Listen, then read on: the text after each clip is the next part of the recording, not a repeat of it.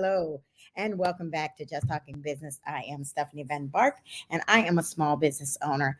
Talking today to someone, I actually have to say, I'm very excited to talk to this young lady, and we literally have not officially met. So this is going to be good. I'm going to learn stuff. You're going to learn stuff all at the same time. I'd like to introduce you to Dr. Edda Fields Black. Hey, Hi, how are you? how are you today? I am very well, thank you. Thank you so much. Thank you so much. I wanted to tell you really quickly. I actually saw in an Eventbrite, somebody had sent to me that you were in the Miami area at a bookstore here with your book signing.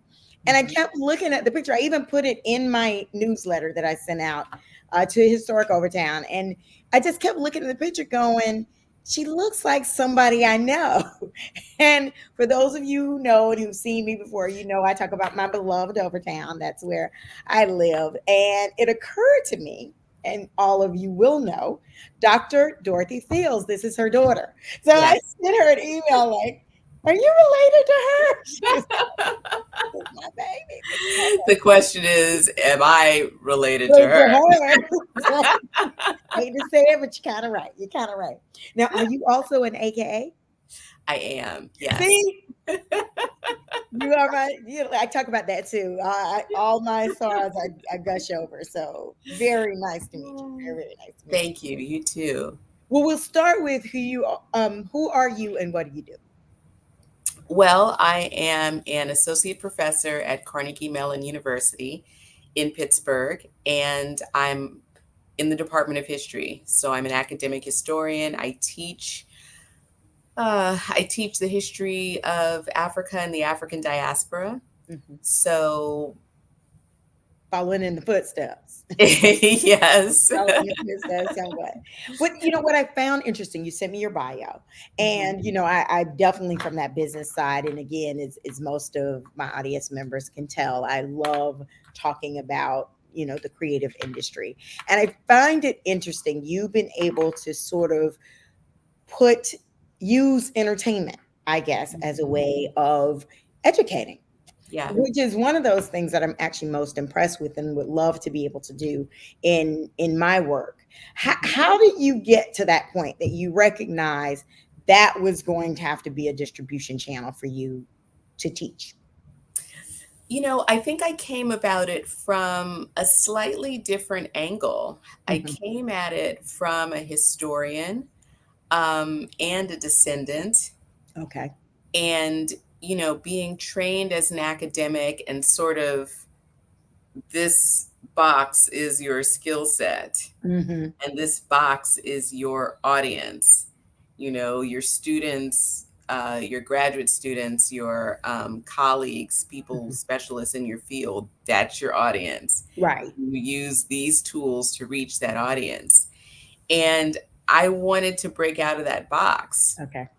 And it wasn't necessarily something I chose. I had an experience. I um, ended up in a cemetery, a family cemetery, uh, on a rice plantation. I study rice and rice, plant. Well, I study rice farmers, and I study Okay. people who were enslaved on rice plantations.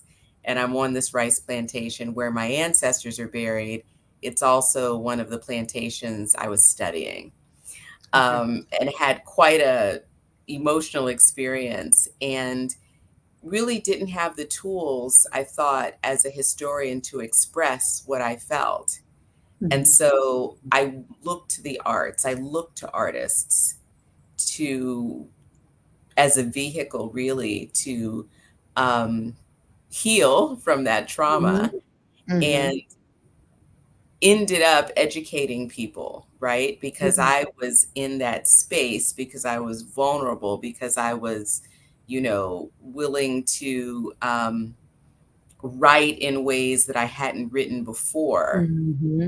Hmm. I was able to touch people and educate them about slavery, right? This topic that, you're in Florida. Most people don't want to Right. talk about. Right, exactly. Exactly. They're not, which we gonna come to that subject. We come to that subject in a minute. But I do So it's very interesting. I was looking at your bio, and I said you're an author, but in all honesty, as I'm looking back at it now, I think I shortchanged you a bit. You're an author of a couple of books now, and an executive producer of a film.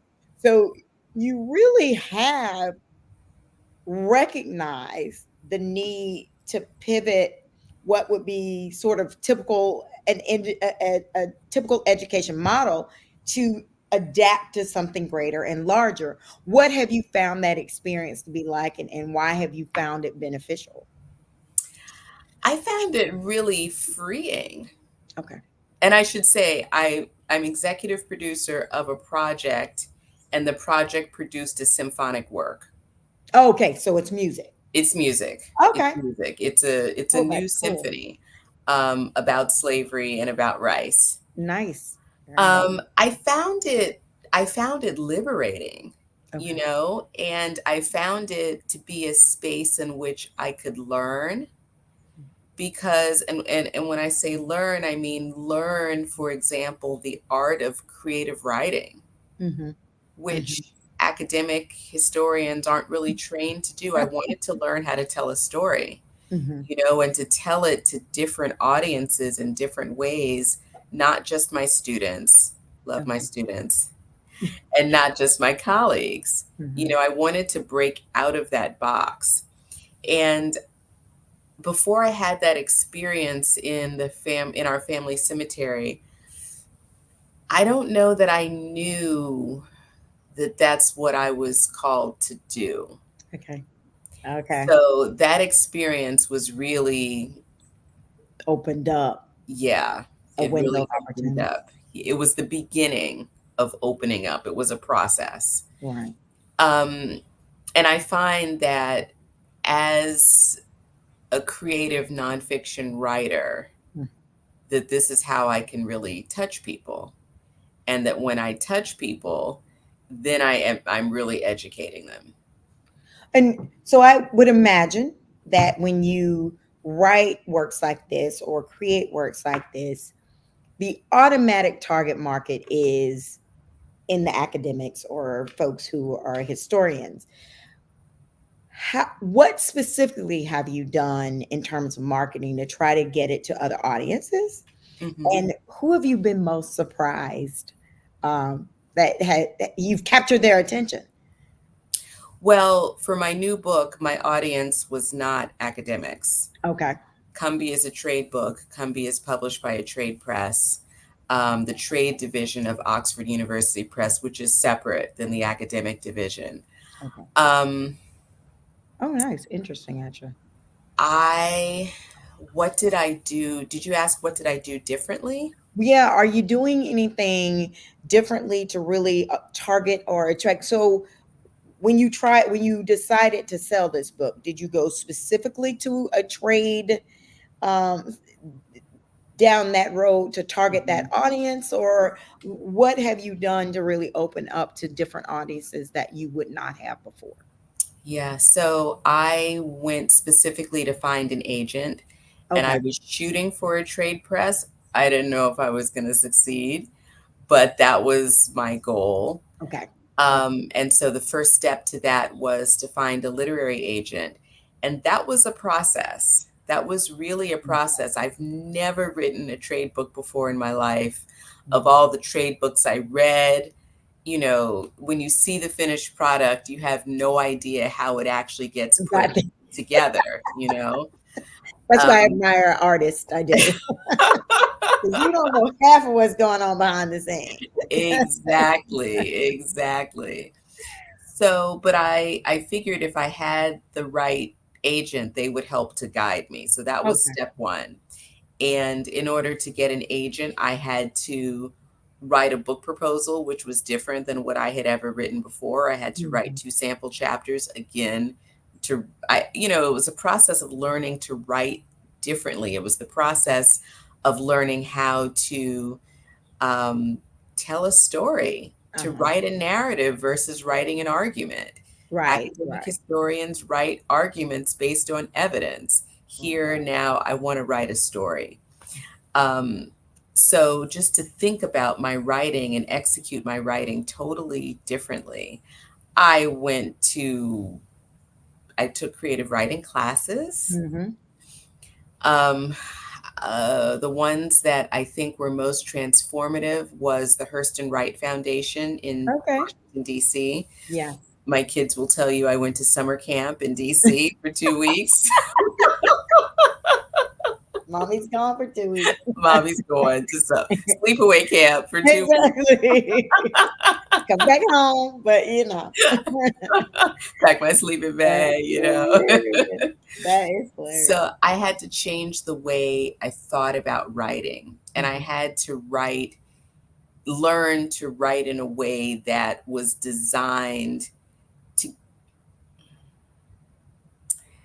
was designed to touch people, Mhm. and Mhm. specifically writing about enslaved people. I wanted to humanize enslaved people.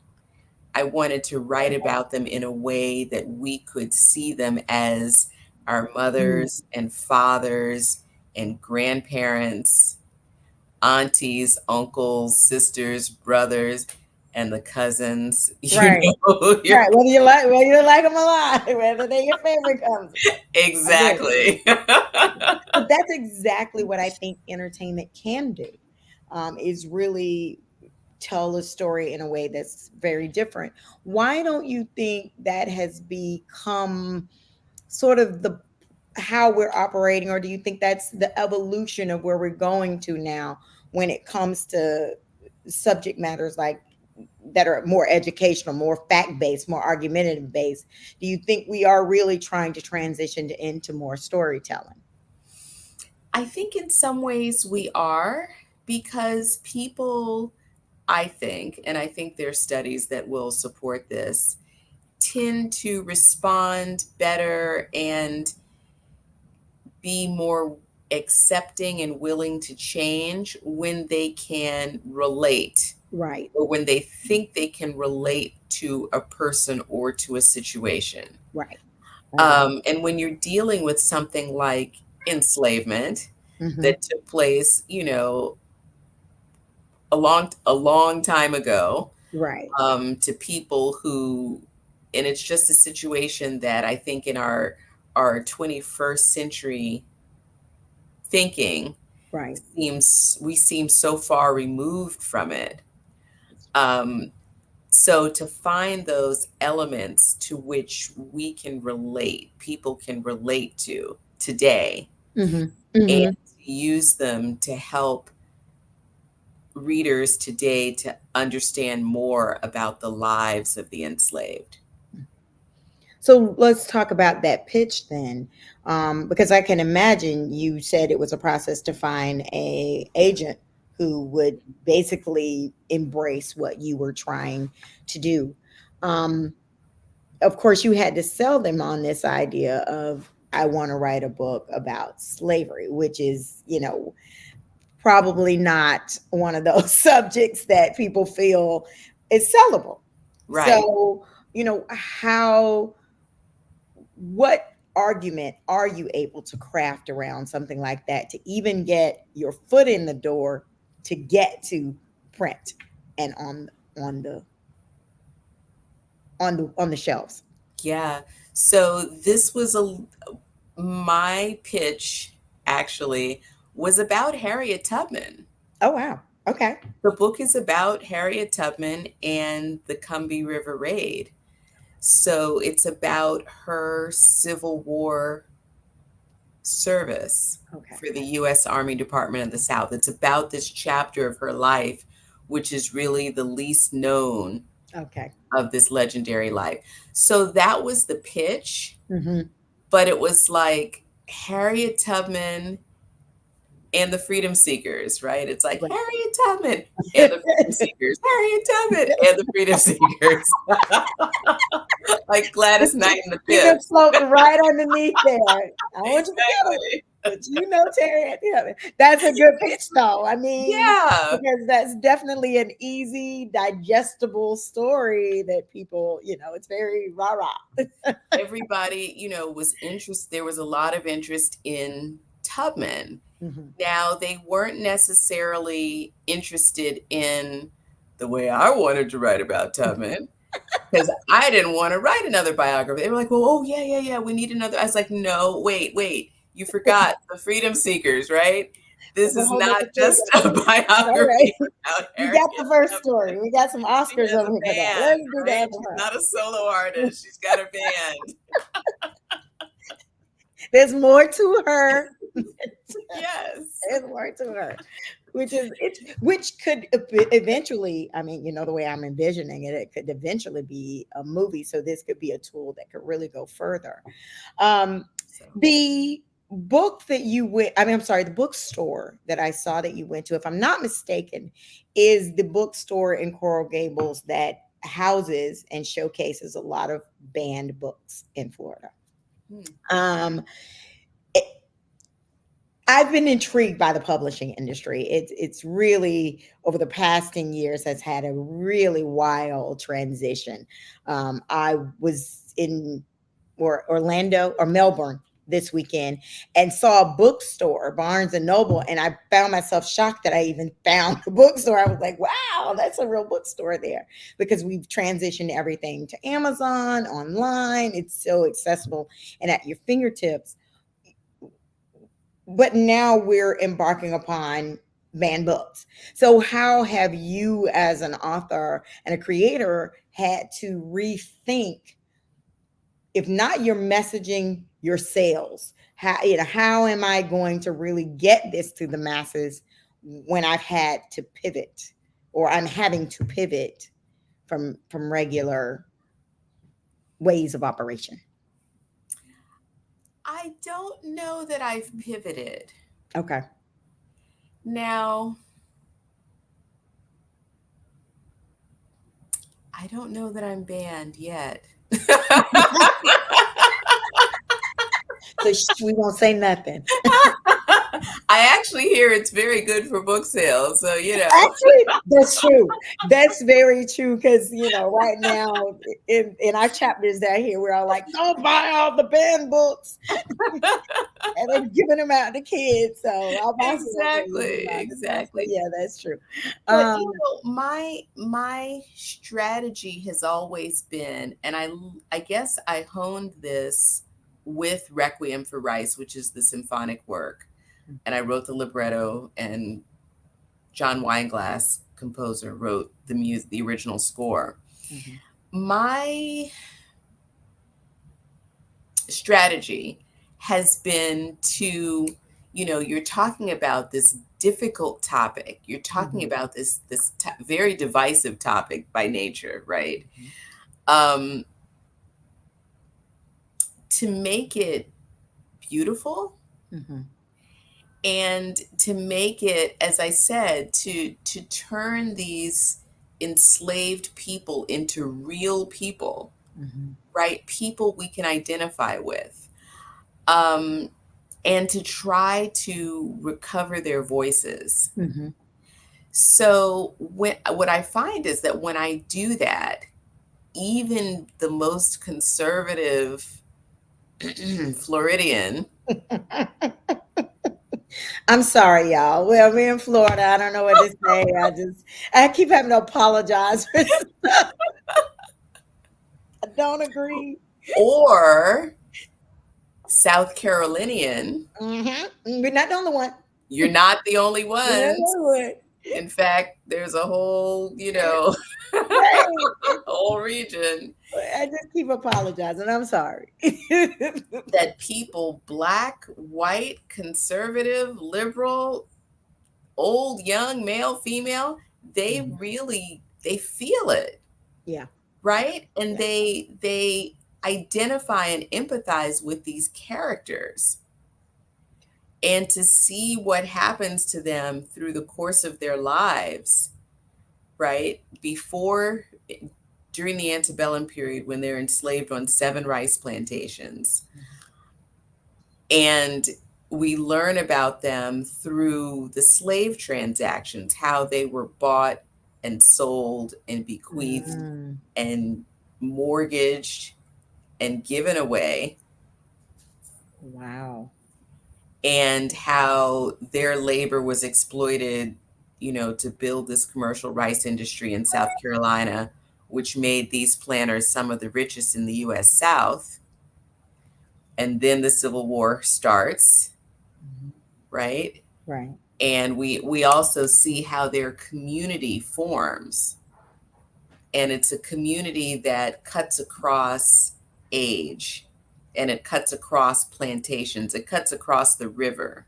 Hmm. We see the bonds that people develop and how they treasure and they preserve these bonds over the course of their lives, how their children form bonds because of their parents sometimes being sold together, Hmm. oftentimes growing up together. And I trace all of that, so that by the time the US Army comes and everybody's getting on the boat Hmm. together, you know, the most conservative person is in tears. Right. But that definitely is a story they can relate to, whether Right. their ancestors came over freely or not so freely.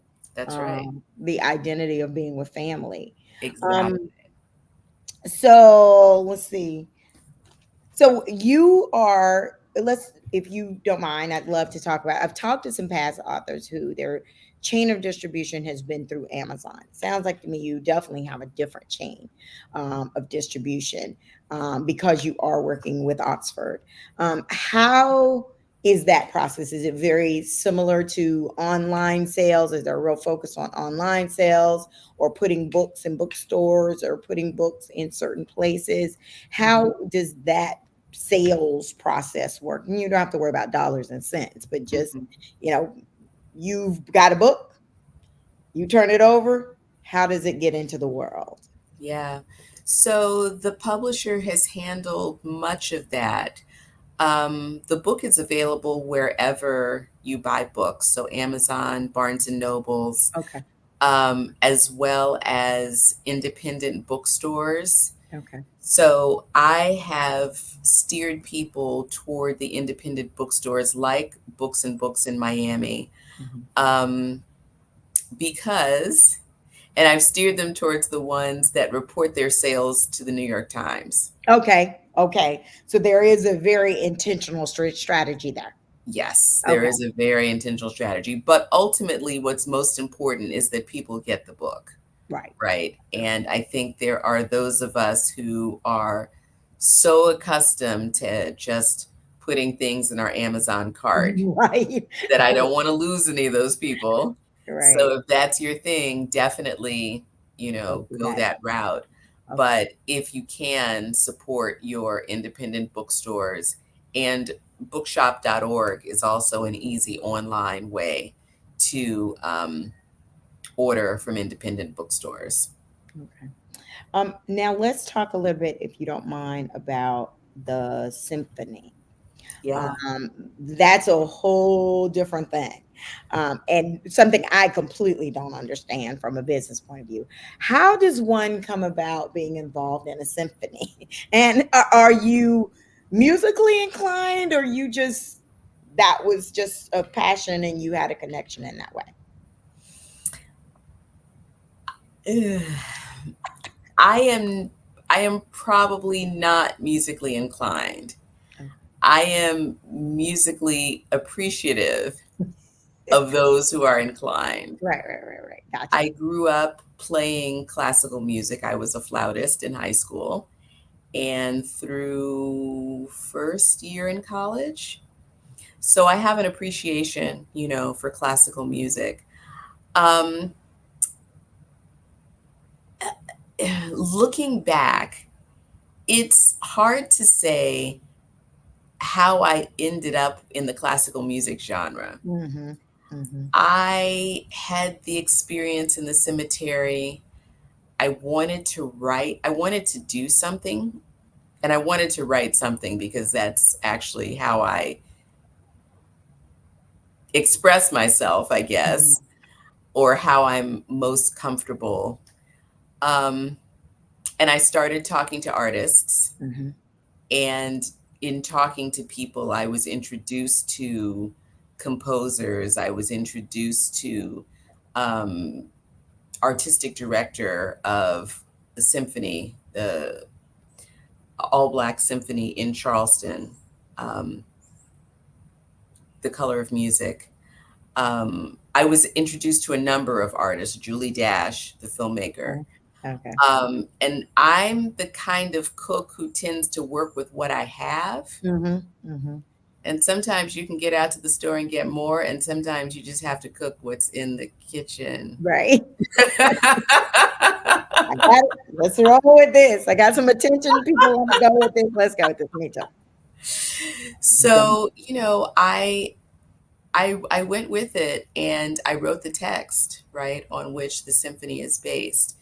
So I think that it's all kind of serendipity. You know, there wasn't, I wished I could say there was a grand plan, and that I set out to do it. I really didn't. What I wanted was to find a way to channel the emotions I was feeling, the grief, the shock, the loss, the horror, you know, of what I saw in the graveyard, which was my ancestor's remains, floating at the top of his grave, which was open. Whoa. Yeah. Yeah, that would freak me out. Yeah. You're right. Yeah. I get completely why you needed something to get this out of your emotions. No, I get it. I had to do something different. Right. I had to do something to get Is that it off of someone me. that you knew, or was it someone that you just knew their history?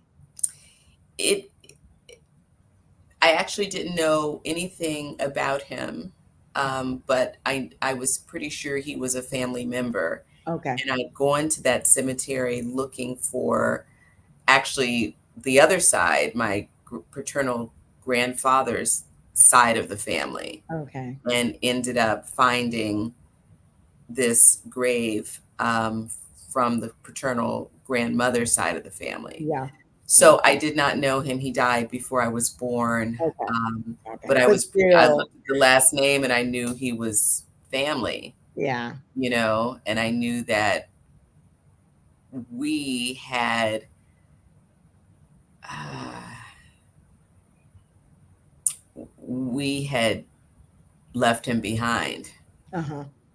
And yeah, it's almost like once again you're slapped in the face with utter disrespect. Like it's just once again. Yeah. I get that. I get that. Yeah. So let me ask, you are a working professor, you have a work, you have a job. I do. I know it's like there's a job connect. Look through all of this work. She actually has a job. I have Um, a job. so how are you able to, or have you had to have conversations about um, your intellectual property versus the works that you are doing for the school? Has there been have there, because I know a lot of times a university or a company assumes the intellectual property of certain things, but have you had those conversations, and was that a formal process or understood, or how does that, how would those conversations when you're an author and working? Yeah, I had a conversation Mm. a few years into the Requiem with the general counsel's office at the university.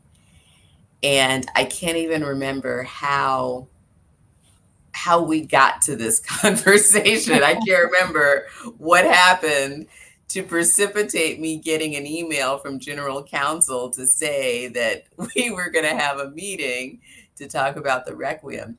Long story short, as executive producer, I was the fundraiser in chief, Right. and I was the spokesperson. So I commissioned the composer to write the symphonic work based on this libretto that I wrote. Mm-hmm. I raised the money. So as a professor at Carnegie Mellon was one of my fiscal sponsors. Okay. Right. So, I had a second fiscal sponsor. but did they feel like this was their product? I had a second fiscal sponsor. Okay. Okay. And again, I didn't plan it. It just gotta. It kind of happened because I became pretty very well connected in the foundation community here in Pittsburgh. And there were some foundations that would not give the money to Carnegie Mellon Okay. because they thought the indirect fees were too high. Okay. And so they said, you should go over here and sign up for fiscal sponsorship with this nonprofit. And we're going to fund you, but we're going to fund through them. Yeah. Yeah. Yeah. Yeah. Yeah. Yeah. And as it turned out, and at first this was not the plan, but it became the strategy, the money that I paid to commission the work went through the secondary fiscal sponsor. Right. Right. So when I got the email from General Counsel Mm-hmm. and we sat down to our meeting and we spread the grants out on the table, they didn't own anything. Because most of it was coming from somewhere else. The Yeah. money that was funded through Carnegie Mellon was programming. Okay. Not about the actual development of the project. Brilliant. Actually. Brilliant. Brilliant. Because I was about to say, if you use it for the fundraising, wow, that worked out really well. So then at that point, were they trying to be a little bit more specific about any of the works that you did following? No. Okay. What they said is, well, sometimes we have faculty who create things on their own and then they get tied up in litigation. There we go. And they actually want the university to take it over so the university can fight those battles. I said, I'll call you. If I need that. Right now, I don't have those problems. Don't bring And that I to me. have a very good IT attorney, so go Very, ahead and wait for that call. very cool. Very cool. That's one of those things right now that I had a intellectual property attorney on, and she was like, "Yeah, it's very, very, very critical these days." So I think that's great that that worked out for you. Locked into this thing for forever. So I think those are all the questions that I have. I do want to say thank you so much for hopping on. Before we get off, I want to find out how we can find you. And to also say the next time you're in Miami, I'd love to meet you. This is your home, right? Yes, I Miami. am born and raised in Miami. Okay. Were you also raised in Overtown, or I know No, you no, I grew up in Brownsville. okay, so y'all made that transition by that time. Yeah, yeah, yeah. Yeah. It's so funny. I was, when I talk to your mom all the time, I kind of knew about you already because you were an AKA. So I was like, it's great to finally meet you. Please tell us how we can find you. The best way is to go to my website, eddafieldsblack.com, and you will find out there all of my projects have pages on the website. Requiem for Rice, Cumby, my other books, everything is centralized there. You can also find me on the website of Carnegie Mellon University, the Department of History. Thank you so much. I really appreciate you joining us today. I think I learned some stuff, and I hope our audience will too. Thank you. Thanks again. So, everybody, thank you for tuning in. That was very interesting. I think I'm going to take some of that stuff, especially the pitch. I'm really going to take that stuff and apply it to what we're doing here at Just Talking Business and in my corporation, because I too am in that creative space and trying to figure out how to sell some stuff. Next week, we will not be streaming live. We will be in person. So, those of you who are in the Miami area, I would love for you to join us at the Center for Black Innovation. They are the power behind a first in-person Just Talking Business. Actually, it's not our first. I take that back.